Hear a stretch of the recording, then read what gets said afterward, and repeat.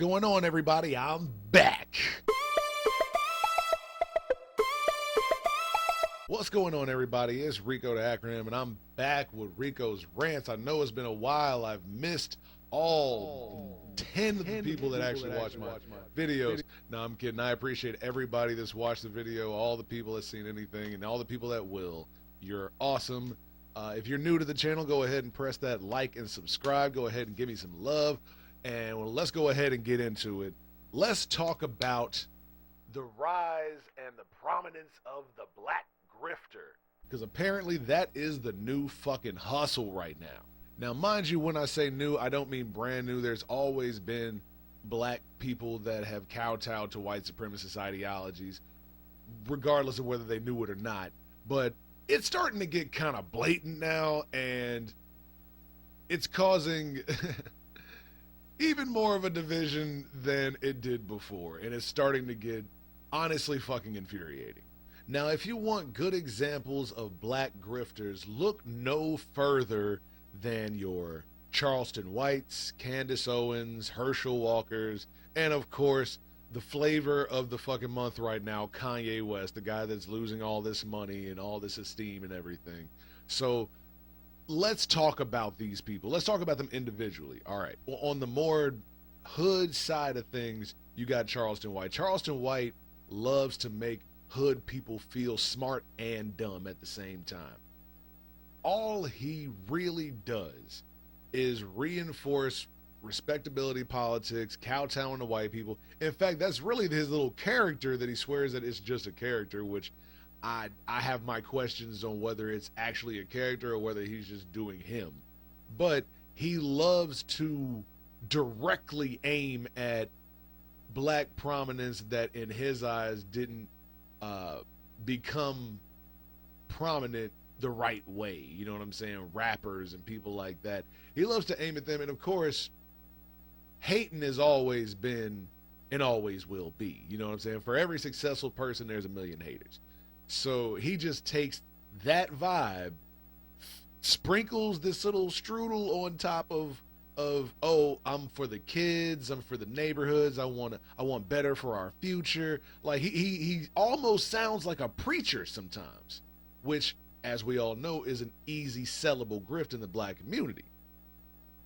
He does this, and then he immediately just starts offending people left and right, saying just completely off the wall stuff about dead people and alive people. You know what I'm saying? About people's kids, about all, like the man has no filter, and then as soon as danger becomes imminent, he hides behind the law. He hides behind cops and all this other stuff. So he's so about the culture and so about these kids, but he depends more on the police than anybody. You know what I'm saying? The same police that are killing these kids, by the way. And depending on, you know, how he's feeling that week, he may say somebody died and it was a good thing, which it never is. You know, someone losing their life and not getting the ability to grow older and wiser and, you know, get past some of the childish shit they used to do back in the day, and however dangerous it was, that's never a thing to celebrate. But this man does it and gets a great audience off of it. And of course, all these sites and all these blog spaces, they're going to allow it. They're going to allow it. They're going to continue to give this man a platform because he's going to get those views, and views equal money. The black body is a commodity, and he understands that better than anybody. And that's the thing with these grifters, is that these grifters understand the idea of the black body being a commodity better than anybody, and they are willing to sell themselves. Literally. They're like, screw it. What have I gotten from blah, blah, blah? Or they'll, you know, in the case of a Herschel Walker, who was a, you know, an athlete, and of course, athletes are always revered, you know, in a lot of cultures, but definitely in the Western world by white men, because who owns the teams? Who owns the leagues? Who owns all these sports betting apps and websites? They make a lot of money off these cats. So of course they're gonna give them the respect and the admiration, especially if you've been doing top level athletics since high school. You know what I'm saying? You may realize racism's a thing way years down the line, and then you start realizing how you've been treated. Or, like some of them, you already know what it is, and you kind of, struggle through like the rest of us. Uh, but in the case of a Herschel Walker, switching over to Herschel Walker now, because I got to talk about the super grifter, because, we got to go from the hood to DC real quick.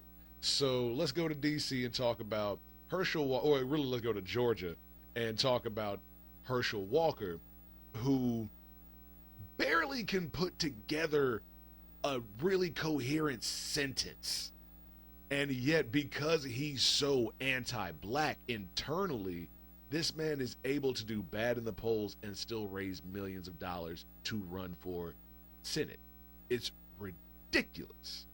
But it's an easy grift. And the fucked up part is, it's not just white people giving him money. Now, of course, it's not the same people that's watching Charleston White giving him money. Of course not. They're looking at Herschel Walker like he's a sucker. Of course. But that's why you got to have a little bit on all the spectrum.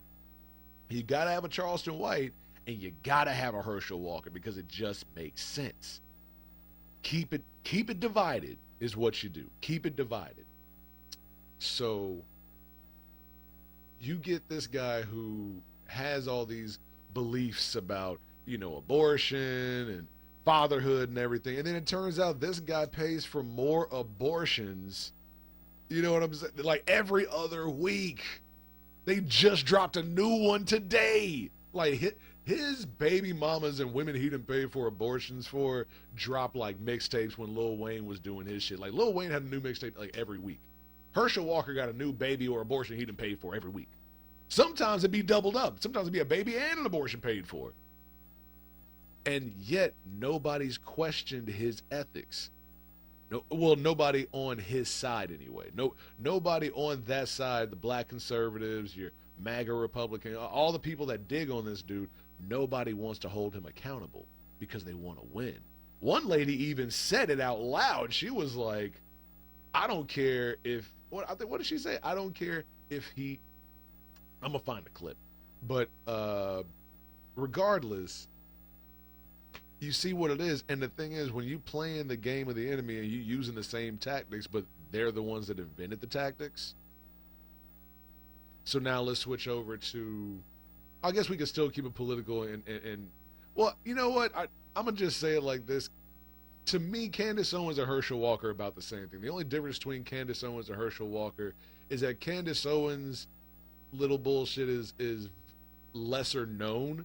But if you didn't know, she, I believe she sued her school district when she was in high school for racism and everything. She understands what it's like to be shat on as a black woman, and she has completely sold that idea out for profit.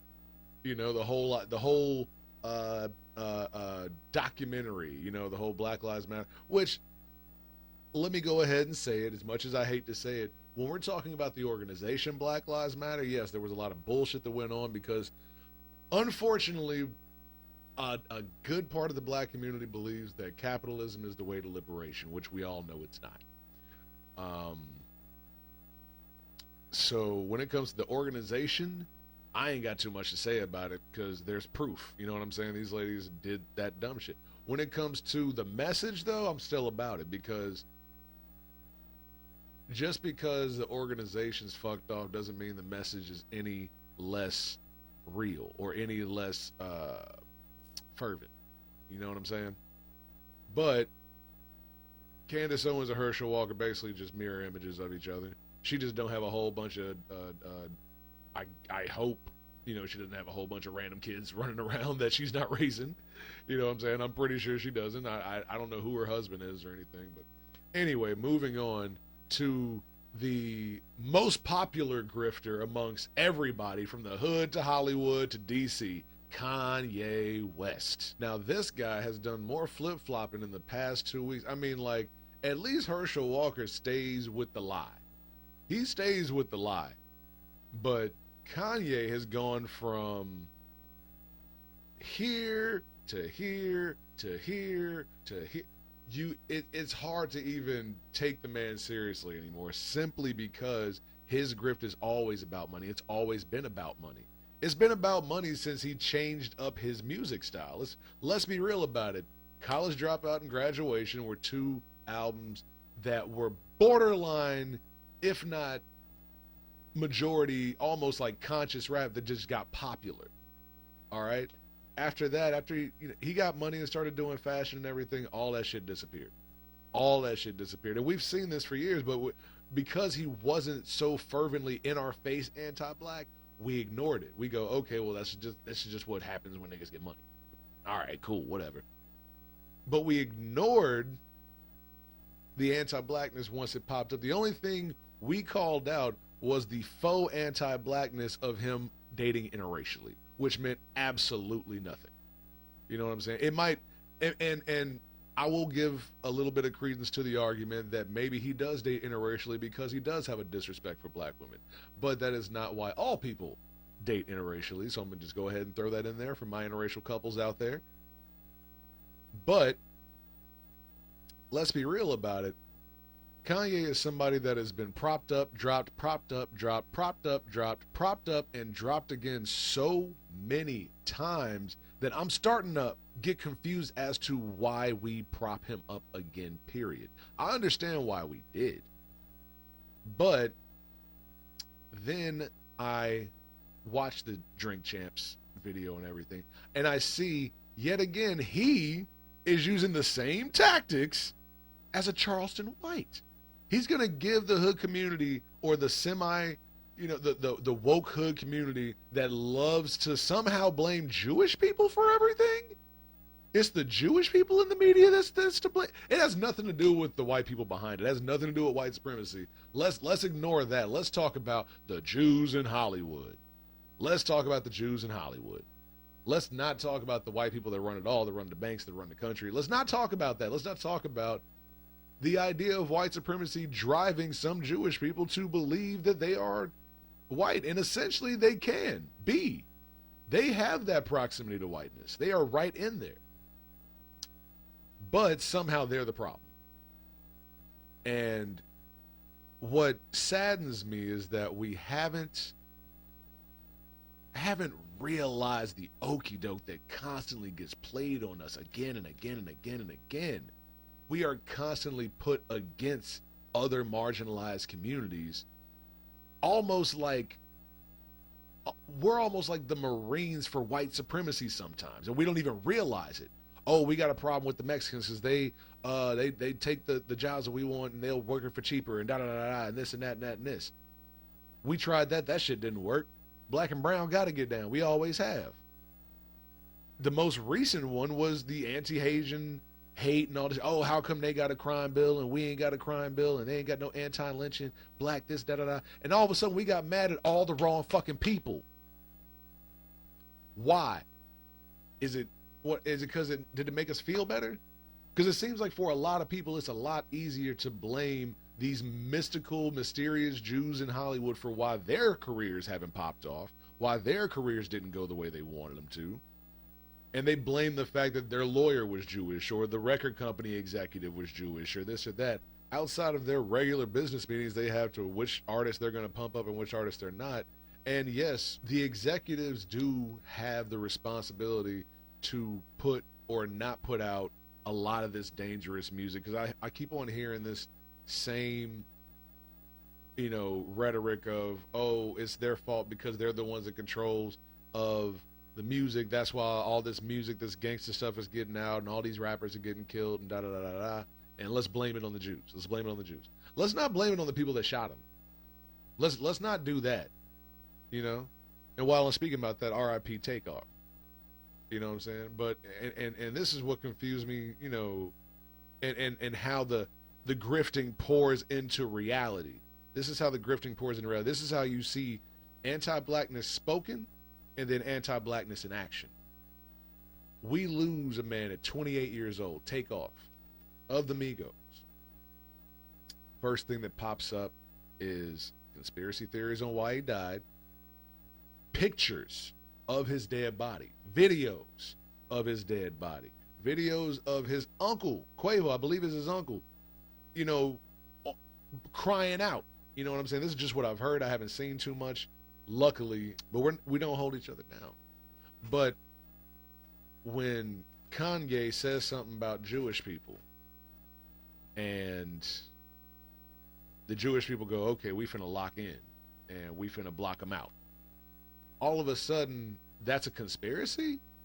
Why are we not doing the same thing? Because I hear a lot of the whataboutism. Well, what about the people that talk shit about black people and no one says anything about that? Da da da da. First of all, Kanye says shit about black people, so we already should have been on some. We should have aligned with our Jewish brothers and sisters and said, oh no, no, no, no. He said George Floyd died of fentanyl poisoning. He said Jewish people is in some sort of weird ass conspiracy to destroy him and destroy this and whatever the fuck, da da da da. And then he can't be anti-Semitic because black people are the real Jewish people and da da da, which of course is like black Israelite talking points, and that's neither here nor there. But here's the crazy part though: how do you go from saying white supremacist talking points to black Israelite talking points and nobody questions shit? Nobody questions anything. And then what do we end up doing? We end up arguing. Did you see any Jewish people arguing over whether he said what he said in that Drink Champs thing was right? Well, we do run the media. Well, we do. No, they didn't do all that shit. No, they closed their ranks and said, fuck this man. We finna close him out. He gonna have to get his money somewhere else. And what did black people do? Argue over whether he was right or not. And I'm guilty. I've engaged in it. I ain't gonna sit here and act like I haven't. But that's why you get the lack of attention to black bodies. We are, yet again, it all leads back to the black body as a commodity. That's what it all leads back to. I'm not saying, oh, we still slaves and none of that bullshit, but let's just be real about it. We're not helping ourselves as much as we can. And it's because we're split between respectability politics, being real, the want for the closeness to whiteness, which is basically moving out the hood, getting, a place in the suburbs, in a neighborhood away from, your people. And mind you, I'm not downing people that move into suburbs and move into nice areas and everything like that. I'm not saying that's a bad thing to do, but we've had too many people leave and not reinvest. And all that's done is it allowed for things to get so shitty in those neighborhoods that they became easy to buy and easy to gentrify. And then the people that did live where we lived in the suburbs and everything like that, they don't want to live out there no more. They want to go back to the city. They want to be cool. They've been watching all these TV shows and they want to live like that. So they give up. And then you start seeing the shift. And it's all because of the lack of accountability that we put towards our successful leaders. You know what I'm saying? Which that's another thing, we got to stop looking at rappers and musicians as leaders because they're not. So, But to kind of wrap this all up, the black grifter is hurting the black community almost worse than any white supremacist could, because it's a black face on white supremacy.